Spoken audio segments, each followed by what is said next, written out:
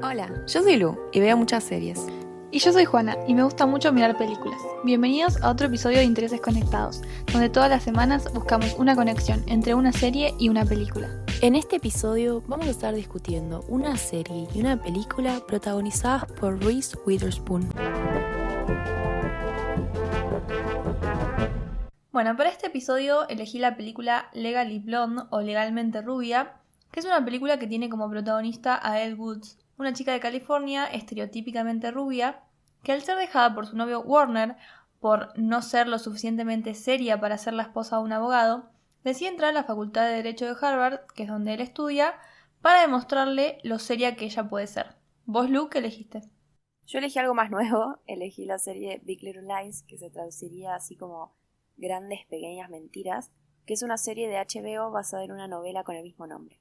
Sus protagonistas son Celeste, Jane y Madeline, tres mujeres con hijos que van al mismo grado en la escuela, que van a establecer unos lazos muy fuertes que las convierten aliadas dentro de una comunidad en la que nada es lo que parece, y encima sus vidas van a cambiar totalmente por algo de lo que se van a enterar cuando lleguen al final de la primera temporada. Bueno, ya para adentrarnos en el tema, creo que la película, como el personaje de Reese en ella, suele ser subestimada. O sea, creo que mayormente si pensamos en la película, la pensamos como algo gracioso por ahí, medio satírico, que en cierto punto lo es, pero eso no significa que no tengamos muchas cosas interesantes que pensar sobre ella y sobre lo que nos transmite. Nos presenta este personaje, él, que en apariencia tiene todos los estereotipos posibles de la chica rubia. Es de la costa oeste, que aparentemente es todo un tipo de estereotipo en sí mismo en Estados Unidos. Le gusta mucho el rosa, se preocupa por su apariencia física, su pelo, su ropa, y tiene un chihuahua al cual también viste. Pero justamente lo que vamos a descubrir es qué tan alejado de la realidad es el prejuicio de que esta chica es tonta e incapaz de llegar a determinadas metas o determinados lugares, justamente por todas estas características que acabo de mencionar. Claro. El estereotipo de la chica rubia tonta es muy conocido, creo, o sea, no solo en el cine y televisión, sino también en la vida real. Es un estereotipo que se usa mucho con propósitos cómicos, diría yo, o sea, para reírse de este tipo de chicas y sus supuestas características. Pero si bien es algo de lo que probablemente todos nos reímos alguna vez, si lo pensamos detenidamente y analizamos un poco la cuestión, no me parece que sea algo tan divertido, que además no se ciñe a una cuestión del color de pelo nada más. O sea, creo que todos estaríamos de acuerdo en decir que el color de pelo de una persona no es suficiente para definir su carácter o su personalidad. Entonces, lo que tenemos que ver es qué características sí definitorias se unen al color de pelo. O sea, para entender el personaje entero que se crea detrás de esto. Uh-huh. En primer lugar, lo más evidente es que son mujeres, porque la idea que tenemos de una chica rubia no se aplica a un chico rubio. Claro. También son mujeres hegemónicamente bellas, podríamos decir. Y lo que mencioné antes, se preocupan por su apariencia, se interesan por cuestiones que son consideradas superficiales, y etc. Si lo pensamos, son cosas que suelen asociarse a la feminidad, o por lo menos cosas de las que se suele acusar mayormente a las mujeres, ser vanidosas y ser superficiales. Ajá. Además, no olvidemos la cuestión del color rosa, que es tan importante en la película, un color claramente marcado como femenino. Sí. Ese estereotipo nos lleva a pensar que una mujer tradicionalmente atractiva, a la que le interese la moda y verse bien, que hable de moda y del pelo y todos esos temas, no es una mujer que pueda ser tomada en serio ni una mujer inteligente. Nos presenta entonces una dicotomía. O sos linda y femenina, o sea, de nuevo esto pensado tradicionalmente y con los clásicos estereotipos de feminidad, ¿no? Que es toda una discusión aparte, pero bueno. O sos linda y femenina o sos inteligente. Claro, no puedes tener ambas.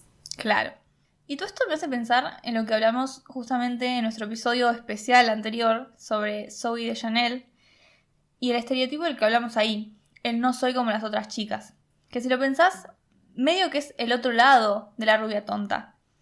O sea, las otras chicas son las rubias tontas que les gustan cosas superficiales. Son básicamente categorías que buscan nada más que ridiculizar a las mujeres. Pero ahí vemos el doble estándar, porque se las ridiculiza por las cosas que a la vez se les exigió e impuso ser.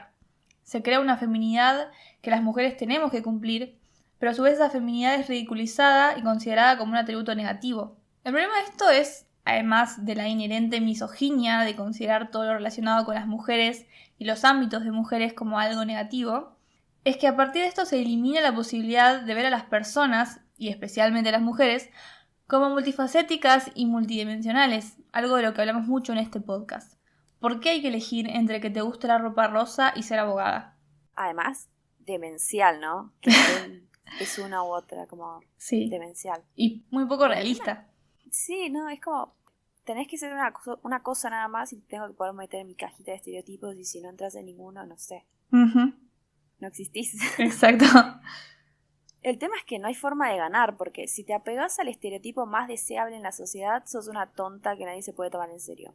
Y eso lo vemos por cómo básicamente todos los que conocen a él de Legalmente Rubia la tratan de una manera súper paternalista y la subestiman todo el tiempo. Sí. Pero si haces todo lo contrario, por ejemplo, si sos demasiado masculina, demasiado, ¿no?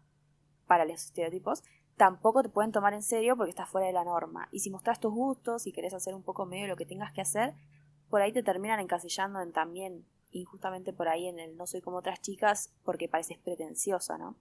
Entonces, podemos seguir pensando más ejemplos, pero la conclusión es esa, no hay una forma de quedar bien ante los estereotipos, siempre hay algo que estás haciendo mal. Sí, exactamente. Pero bueno, pasando al personaje de Reese en Big Little Lies, me parece que justo es muy distinto al que hizo en Legalmente Rubia, pero también es distinto a los personajes femeninos más tradicionales, porque tiene escenas, por ejemplo, en las que la vemos enojada. Por ahí insulta a su jefe o trata mal a alguien, pero no nos muestran que este personaje sea histérico o una mala persona, sino que simplemente es una persona que no oculta sus sentimientos. Y esto me parece que es bastante refrescante, porque en general vemos a las mujeres como personajes que soportan cualquier tipo de maltrato o hartazgo y siempre encima con una sonrisa. Uh-huh. Y ni hablar del personaje de Adam Scott, que hace de su pareja en la ficción, que siempre reacciona con calma y sensatez ante las acciones de Madeline, no es que la intenta acallar o, no sé, rebajar. Sí. Y encima trabaja a distancia desde su casa y se ocupa de la casa y sus hijas, o sea, totalmente revolucionario en comparación de otras ficciones. Sí, re. Pero más allá de los personajes, porque realmente le podríamos dedicar un episodio entero a analizar todos, porque son todos bastante interesantes, lo que más destaco de la serie es que nunca se hace aburrida, si no la vieron. Les cuento que en momentos es como un thriller dramático, pero tiene algunos elementos de comedia negra, y además toca varios temas, porque por un lado tenemos las complicaciones diarias que viven estas mujeres, que son problemas con los que podemos empatizar o por ahí comprender, porque generalmente son problemas diarios que enfrentan todas las mujeres. Uh-huh. Esta ciudad en la que viven es una ciudad costera, Monterrey se llama, y parece perfecta, pero bueno, vemos que la vida no es para nada idílica. En segundo lugar, vemos cómo a través de un microscopio, como a la clase social acomodada a la que pertenecen estos personajes, uh-huh, cómo se relacionan, cómo mantienen las apariencias todo el tiempo, que es un tema que sí, ya vimos en un montón de ficciones, ¿no? Como sí, las sociedades ricas y sus problemas específicos. Y en tercer lugar, bueno, tenemos uno de los elementos más interesantes, que es el lado policial de la serie, porque tiene varios enigmas que se van a ir resolviendo a medida que pasan los episodios. Entonces, es una historia nada que ver con Legalmente Rubia, ¿no? Sí. Pero les cuento que algo que le suma puntos a la adaptación del libro también es el elenco. Prácticamente no hay nadie que no sea conocido y talentoso. Es más, después de los más de 20 premios que ganaron en su primera temporada, lograron hacer que Meryl Streep se atreviera a volver a trabajar en la tele y se sumó a la segunda temporada, así que esa segunda temporada es muy buena. Gran logro. Y pasando a enfocarme un poco más en Reese, ella produjo esta serie, que no es un dato menor. Explicó en una entrevista que en la industria en la que trabaja, a medida que envejeces, el teléfono deja de sonar, te dejan de llamar para papeles, y esto para ella es porque las historias no las escriben nunca mujeres de 40 años o más. Y el lugar al que le dan en las historias los guionistas de otras características es muy chico. Y esto realmente es muy real. O sea, es un hecho que la mayoría de las historias se basan en personas jóvenes, pero especialmente si se tratan de mujeres. Es como, no sé, si la televisión y el cine tuvieran el síndrome de Leonardo DiCaprio, que hasta el día de hoy, que tiene 45 años, nunca tuvo una pareja de 25 años. Es como que la tele tampoco quiere ver a nadie mayor de esa edad. Me parece una metáfora muy buena, la verdad. Bueno, cuando Reese hizo esta película, estaba en la edad justamente dorada para las actrices en Hollywood, porque tenía unos 25 años, también la edad de que le gusta a Leonardo DiCaprio, pero por suerte hizo este papel que no es solo una historia vacía sobre una rubia estereotípica. Es una película que podés ver sin prestar mucha atención, o sea, no buscando algún trasfondo del tema. Me parece que está bueno verla como un retrato de cómo no es necesario amoldarse a lo que se espera en determinados ámbitos o determinadas personas para mostrar tu valor y tus capacidades. Él podría haber cambiado su forma de vestir, ser más recatada, volverse seria para encajar en Harvard y en el mundo legal. Pero no lo hace. O sea, nos muestra cómo te pueden gustar la ropa, el rosa y las cosas brillantes, y de todas formas ser una persona inteligente y muy capaz en trabajos considerados serios, digamos, como la abogacía. Ajá. Durante toda la película él se enfrenta con el prejuicio y directamente el desprecio de personas de este ámbito, que muchas terminan demostrando no tener ni la mitad de entereza, integridad e incluso capacidad que él. También la película fue bastante avanzada, digamos, al menos para su época, creo que salió en el 2001 más o menos, al cambiar la perspectiva respecto a las relaciones de amistad entre mujeres. Hemos mencionado ya en otros episodios cómo se suele representar a las amistades femeninas como deshonestas y falsas, y siempre se ha visto en películas como competencias de mujeres por un hombre, generalmente, o cosas así superficiales. Y normalmente la protagonista tiene una archienemiga que además justo suele ser una rubia, pero esta vez malvada más que tonta. Sí. Entonces al principio vemos cómo él cae en esta enemistad competitiva con la nueva pareja de su exnovio, que cumple este rol de némesis y ella es castaña en vez de rubia. Pero a la medida que avanza la película, su relación se va modificando y empiezan a verse más allá de los prejuicios y terminan incluso dándose cuenta de que no vale la pena llevarse mal por ese chabón. Claro, es que me parece que en ese sentido tenés razón, o sea, se adelantaron un montón a su época porque en esos años era mucho más común retratar las relaciones femeninas como complicadas. Sigue siendo común, pero como apelar más a la sororidad me parece que fue bastante nuevo, ¿no? Sí, totalmente. Volviendo a enfocarnos en la actriz, Reese formó parte del movimiento Me Too, contando que fue abusada por un director cuando tenía 16 años, pero no fue un hecho aislado en su carrera, sino que varios agentes y productores le hicieron sentir que guardar silencio básicamente era una condición que tenía que aceptar para poder trabajar, algo horrible. Uh-huh. Y además de compartir su historia, dio un paso más y creó su propia productora, Hello Sunshine, y según sus palabras, su misión es dar protagonismo a las voces femeninas, o sea, poner a las mujeres al frente de sus propias historias y hacerlas heroínas de sus propias historias, o sea, crear oportunidades para mujeres de todos los ámbitos, no solo para actrices, sino también para guionistas, directoras, escritoras, camarógrafas, de todo. Claro. Como lee muchos libros, empezó a elegir los de sus autoras favoritas, empezó a llamar a directores y poco a poco fue creciendo el proyecto este. Pero lo que está bueno de estas historias, que sean escritas por mujeres, es que hace que se sientan más reales, o sea, estos proyectos están centrados en mujeres fuertes y complejas, en vez de simplemente reproducir estereotipos o contarnos la misma historia de siempre. Claro. Apple TV compró ya 3 de sus ficciones como parte de su intento de competir contra Netflix, Amazon y Hulu, que no creo que lo estén logrando, pero bueno. Y nosotros en nuestro episodio 15 justamente hablamos de una de estas ficciones, The Morning Show, que es una serie protagonizada por Reese, Jennifer Aniston y Steve Carell, que si no escucharon ese episodio les resumo básicamente, que trata sobre cómo un canal de televisión maneja la noticia de que su conductor estrella tiene varios casos de abuso en su expediente, y es una historia muy interesante basada medio libremente en distintos casos verídicos. Pero la verdad es que el trabajo que está haciendo la productora, más allá de esta serie, es muy interesante y digno de ser visto. Por ahora tienen 3 podcasts, un canal de televisión feminista, un club de lectura online en el que Reese reseña libros que va leyendo, que tienen mujeres como protagonistas, y bueno, los que estén interesados lo van comentando con ella en las redes sociales. Tienen 7 películas, 11 series, 3 webseries en Facebook, Wow. y un talk show para entrevistar artistas. O sea, hay contenido para todos los gustos básicamente y en todos los medios. Sí, la verdad que sí. No tenía idea, la verdad, de todo eso. Pero creo que Reese es una de las actrices que más, sobre todo en los últimos tiempos, se ha abocado a hablar sobre lo que implica ser una mujer en la industria del entretenimiento. Creo que está bueno que pueda hablar de cuestiones relacionadas al género desde su propia experiencia y también el propio ambiente al que pertenece. Sí. En una especie de entrevista que hace Entertainment Weekly, que se llama Ask Her More, pregúntale a ella más, Reese conversó con otras actrices respecto a varias cosas, pero mayormente respecto justamente al lugar de las mujeres en la industria del cine y la televisión. Y habló un poco sobre este tema de los roles, lo que decías vos sobre cómo mientras más grandes se hacen, más difíciles es que consigan trabajo. Y también algo que me llamó la atención fue que contó que el personaje de la primera película que hizo con su productora, Wild, que fue un personaje que también protagonizó, era una mujer complicada, que en un momento se droga y no sé qué cosas más porque no vi la película.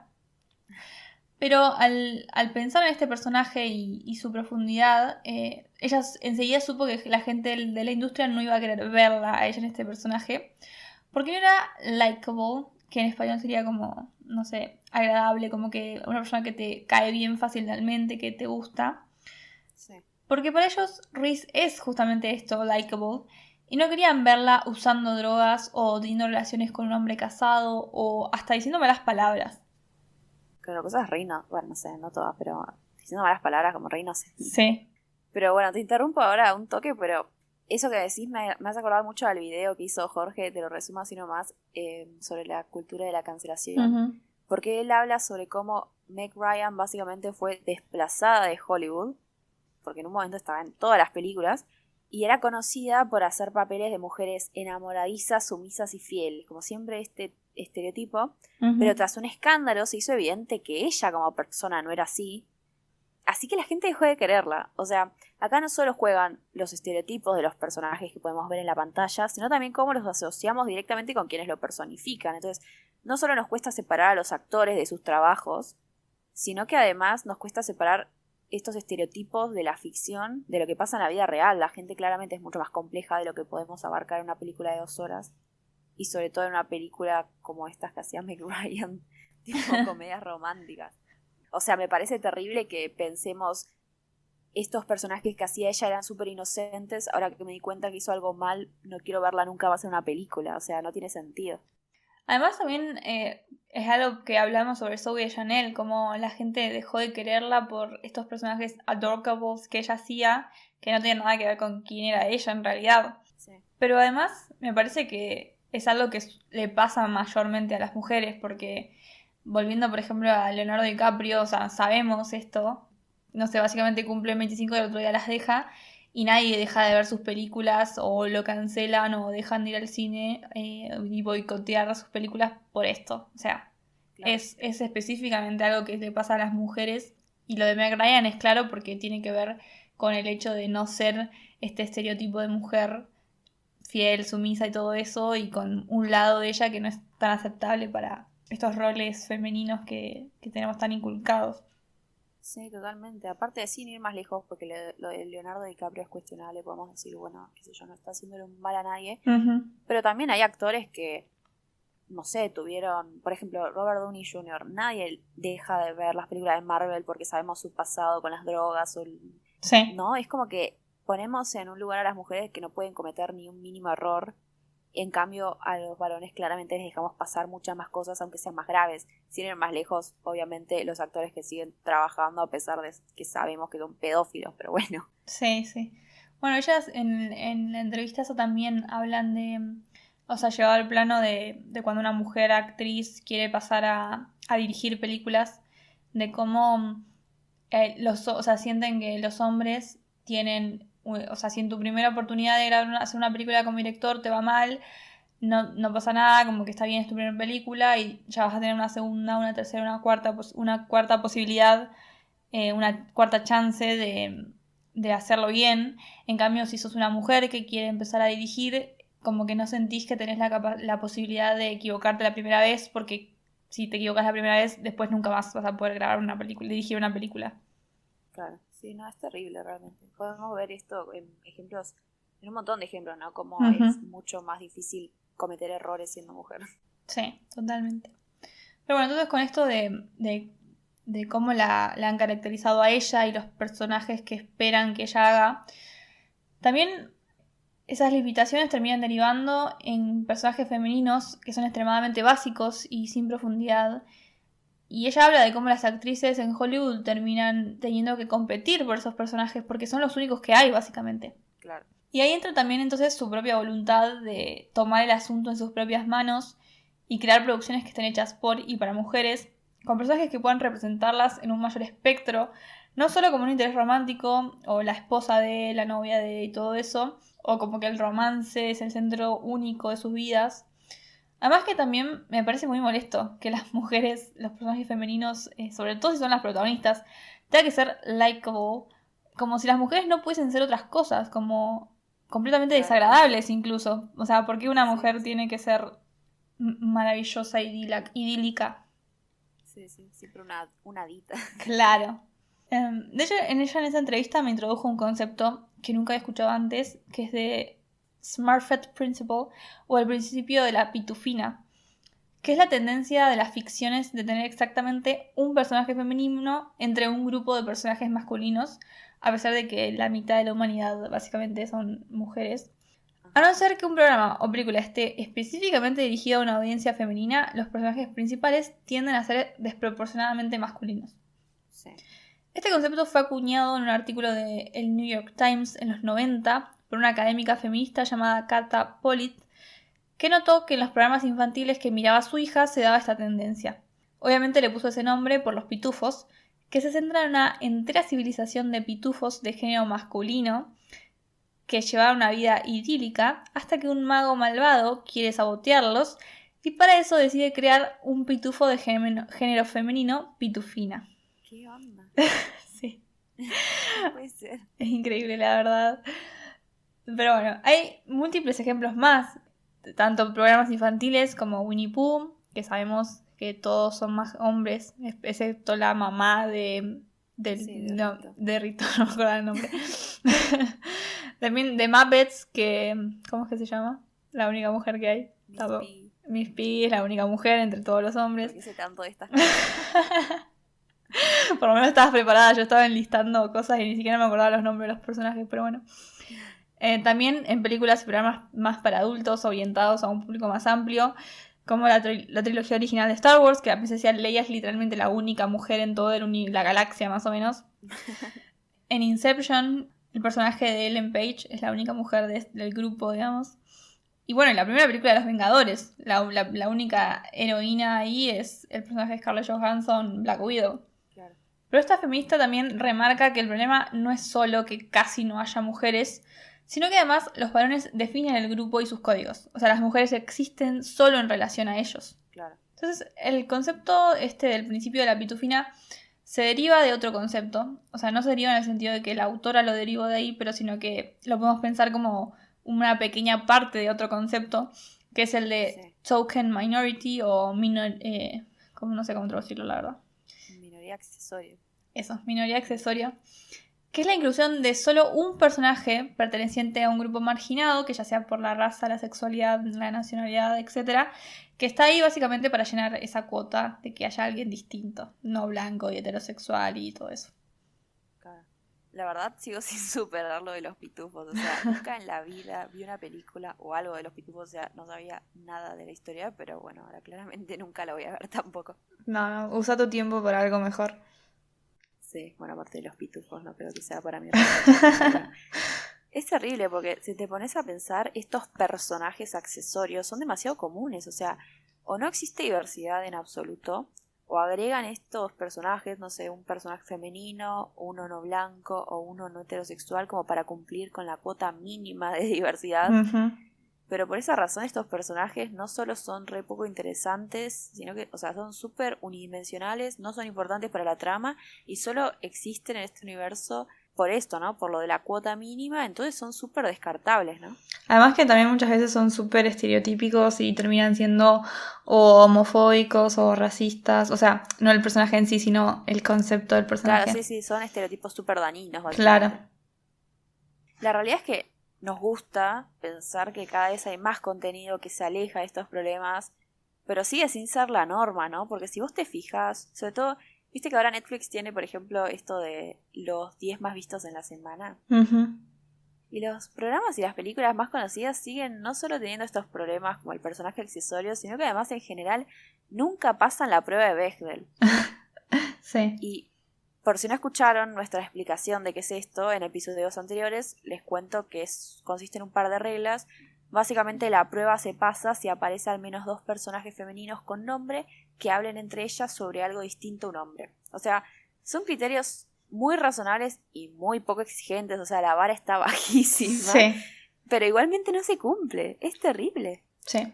Pero bueno, por suerte, así como existe la productora de Reese, hay un montón de personas que con sus trabajos están aportando a que las producciones culturales adecúen un poco a las luchas políticas actuales, pero es terrible lo que está costando, ¿no? Sí.